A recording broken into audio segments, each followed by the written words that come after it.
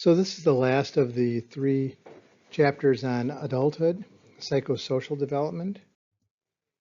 Of course, Erikson's stage is where most psychologists start off with. He originally envisioned 8 stages of development occurring in sequence from birth to old age, including 3 stages that cover the years after teenage adolescence, suggesting that adults in many ages can be in the 5th stage, identity versus role confusion, or in any of the 3 adult stages. So this departs from Freud. Read through those if you like. The 3 stages including intimacy versus isolation, a 3 stage of adulthood, generativity versus stagnation, and integrity versus despair. Maslow also sort of weighed in. He described 5 stages too, but his is more in terms of motivation. People move from lower stages to upper stages, and eventually, if all things go well, they become self-actualized. The truth of the matter is that most people don't, and it's dependent on some transcendence later in life. Some people have identified what's called a midlife crisis. It can actually be attributed to Erikson. It's a period of unusual anxiety, radical self-examination, and sudden transformation. This may or may not be true, but many people have written about it, including Gail Sheehy and Daniel Levinson in the 1970s. Again, this was very popularized, but not really based on empirical data. There are personality traits that tend to endure, and that parental practices, culture, and adult circumstances all contribute to personality in adulthood, which incidentally isn't really much different than it is during childhood or adolescence. Since genes don't change in the conception from through death, it's not surprising that studies find a substantial continuity of personality. One of the more nuanced and newer personality traits is the Big 5. The acronym is OCEANS. Stands for openness to experience, conscientiousness, extroversion, agreeableness, and neuroticism. The problem with this theory is, while it describes normal personalities, it really doesn't describe people with abnormal personalities.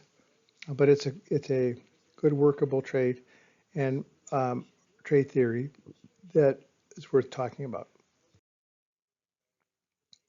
Some people attribute open-mindedness and conscientiousness as key factors in this theory. There are some other issues as well, including the ecological niche that you live in adulthood, people who choose their particular social context based on individual personality needs and interests. So you kind of gravitate and live in the niche that fits you best. Adults select vocations, mates, neighborhoods, and they settle into chosen routines and surroundings. Between ages 30 and 50, there's a mark by stability of the personality more than any other period in the life cycle. Sometimes age cohorts shift. Personality shifts slightly with age. And MIDAS, the study of midlife in North America, is an interesting study worth looking at. I'll include that in the course contents. One view of context versus genes is a personality shaped by regional culture. Differences in the Big 5 traits vary across cultures. People were happiest if their own personality trait matched the norms of their surrounding, but the opposing view is that personality is innate, fixed at birth, and largely impervious to social pressure. Big 5 traits are found almost everywhere with similar age trends. Personality is retained throughout adulthood. Changes typically occur early in childhood. Consensus regarding the relationship between culture, surroundings, genes, and personality has really not emerged yet. This picture just shows different activation of the brain based on personality traits. Intimacy needs are lifelong.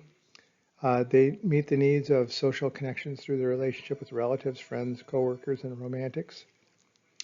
Social convoy is collectively is the family members, friends, acquaintances, and even strangers who move through life with an individual. Friends and acquaintances are important in adulthood, most crucial members of the social convoy.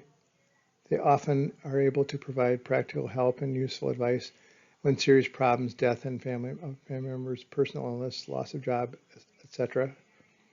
There are people called consequential strangers, people who are not close but who do have an impact, people of diverse religious, ethnic groups, ages, and political opinions, and diversity is one reason that they may be consequential, particularly in current times. Family bonds are important and are similar to friendships, except relatives are the mainstay of social convoy. Physical separation does not necessarily weaken family ties, but the relationship between parents and adults are more likely to deteriorate if they live together. Over the years of adulthood, parents and adult children typically increase in closeness, forgiveness, and pride as both generations gain maturity. The concept of familyism is the belief that family members should support one another, sacrificing individual freedom and success if necessary in order to preserve family unity. Adult siblings also often become mutually supportive in adulthood. Adult siblings help one another cope with children, marriage, and elderly relatives. Sibling bonds are particularly likely to develop during adulthood among children who grew up in large families with major stressors like extreme poverty or bitter divorce. Family closeness sometimes can be destructive. Some adults wisely keep their distance from their blood relatives. And fictive kin are those who are accepted as part of the family, but there is no blood relation, and every family seems to have those. Adults need kin, whether they're fictive or blood relatives. Important distinctions. The family of origin is a family which you're born into, and the family of choice is the one that you create as an adult. And this affects our choice of romantic partners. The trends in the United States: almost all residents born before 1940 are married, 96%. Few of those born between 1940 and 1960, 89%. And a significant number of them are now divorced and not remarried at 16%. Similar trends are found worldwide. Newly married teenagers and emerging adults continue to be the group most likely to divorce, but older married people are twice as likely to divorce as people their age were in a few decades ago. In the 1990s, only 1 in 10 newly divorced men and women over the age of 50, and now it's 1 in 4. Adults everywhere seek committed sexual partnership to help meet their needs for intimacy as well as to raise children, share resources, and provide care when needed. Married people are a little happier, healthier, and richer than never married ones, but not by much. Cohabitors who expect to marry are happier than those who live together for convenience. Living apart together, LAT, are older than 30 years and have steady romantic relationships.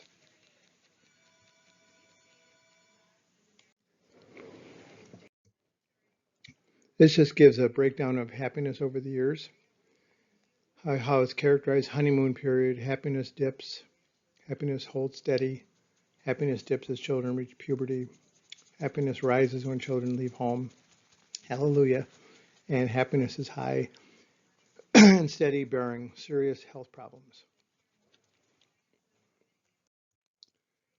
Commitment is crucial for most people. Long-term committed relationships correlates with lifelong health and happiness. Honeymoon is the happiest. Birth of the first child is less happy. Child reaches puberty, happiness returns. Of course, there are ethnic differences, and they tend to be cultural and economic. There is the ever-present notion of the empty nest, the time when parents were alone again after the children have moved out and launched on their own. Contrary to updated impressions, relationships often improve.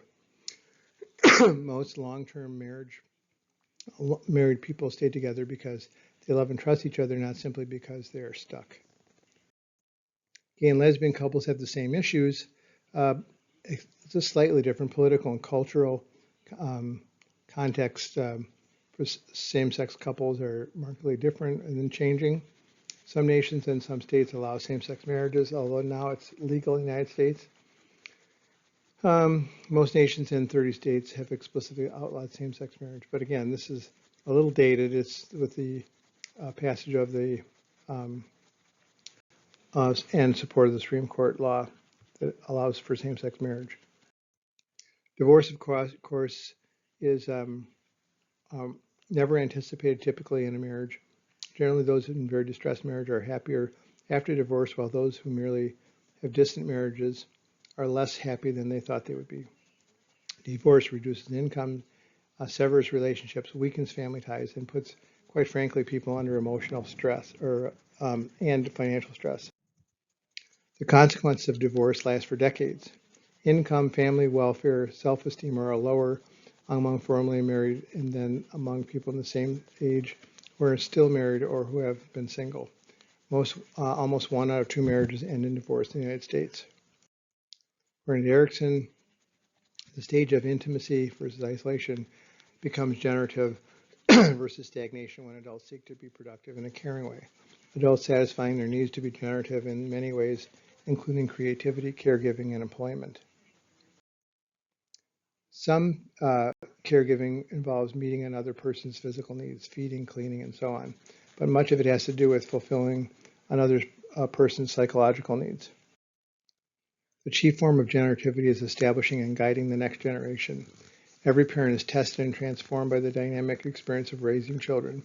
Just when an adult thinks he or she has mastered the art of parenting, the child advances to the next stage, and the adult is required to make more adjustments. Roughly 1/3 of all North American adults become step-parents, adoptive parents, or foster parents. Many adopted and foster children remain attached to their birth parents. If children do not attach to one another after spending years in an institution, they are mistrustful of all adults and fearful of becoming too dependent. Adoptive parents have several advantages. They are legally connected to the children for life. Their biological parents are usually absent, and they desperately want a child. Strong bonds can develop, especially when the children are adopted as infants. During adolescence, these bonds may be stretched and loosened as some adoptive children become intensely rebellious. Step families, the average number of new stepchildren is 9 years. They usually are strongly connected to their biological parents. This helps the child but hinders the step-parent. Young stepchildren often get hurt, sick, lost, or disruptive, and teenagers, stepchildren, may become pregnant, drunk, or arrested. Generativity with patient, authoritative parent is needed.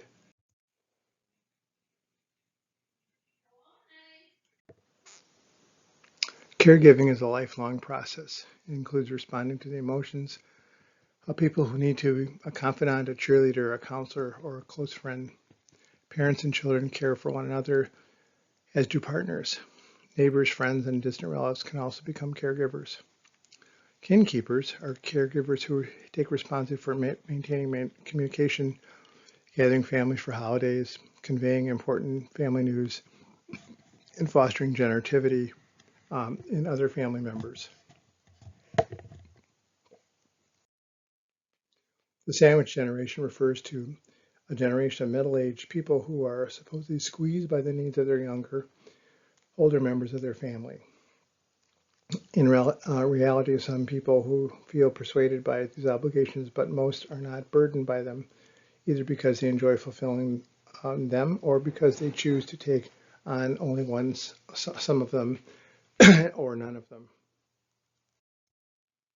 Culture and family caregiving is an important issue. Family bonds depend on many factors, including childhood attachments, cultural norms, and the financial and practical resources of each generation. Family interdependence is influenced by gender, culture, and of course, ethnic variation. Fewer adults are available to care for elderly family members, and there are more and more adults. So, of course, there are financial or commercial options available for people. Sibling relationships can be strained if a parent becomes frail or needs care. One sibling usually becomes the chief caregiver. Employment is another issue. adults with many psychosocial needs that employment can fill. Unemployment is associated with higher rates of child abuse, alcoholism, depression, and many other social problems. Work meets generativity needs by allowing people to do many things, developing and using personal skills, expressing their creative energy, aid and advise coworkers as members of or mentors of a family, support the education and health of the family, contribute to the community by providing goods and services. Even though the average income has doubled, overall happiness in the United States has not risen in the past 50 years. The sense of unfairness is innate and universal and coded in the brain. In the U.S., many are offended by the extremely high salaries of corporate executives, but not for average workers. Extrinsic work rewards refer to the tangible benefits, usually in the form of compensation like salary, but it also includes health care and pensions. The one that receives doing for a job. Intrinsic has to do with the intangible gratification, like liking your job, self-esteem, and pride that come from within oneself as a result of doing a job. Diversity at work is increasing, both in the civilian workforce, military, and even within occupations. Diversity in employment backgrounds presents a challenge for employers and workers. Not everyone has the same expectations, needs, and desires, nor the same experiences. Employment stability has also changed. One recent change in the labor market that impedes generativity is an increased frequency of hiring and firing. Between ages 25 and 42, the average U.S. worker has 5 separate employers. Older workers find change is particularly difficult because they lose seniority, they lack new skills, and they have to relocate. Difficulties are magnified for immigrants who comprise about 15% of the adult workforce in the United States. Another recent change in employment pattern is the proliferation of work schedules beyond the traditional 9 to 5, Monday through Friday job. Sometimes they use flex time, which is an arrangement in which work schedules are flexible so that employees can balance personal and occupational responsibilities. Sometimes they opt for part-time or self-employment. Non-standard work schedules often correlate with personal, relational, and child-rearing difficulties. The components of ideal balance between adequate income, chosen schedule, and social support is tricky. A major problem in flex time and telecommuting are less available to those in certain jobs like construction. Part-time work is usually underpaid and offers no benefits. Shift work often creates sleep-deprived people who are often cranky, impatient, and not clear thinkers. So there's risks and benefits. And finally, job satisfaction depends on the job, the home situation, and the worker's ability to balance intimacy and generativity needs. Chosen schedules increase workers' motivation, happiness, and health. And finally, the midlife crisis, the empty nest, and the sandwich generation are not common. And that's the end of adulthood, psychosocial development.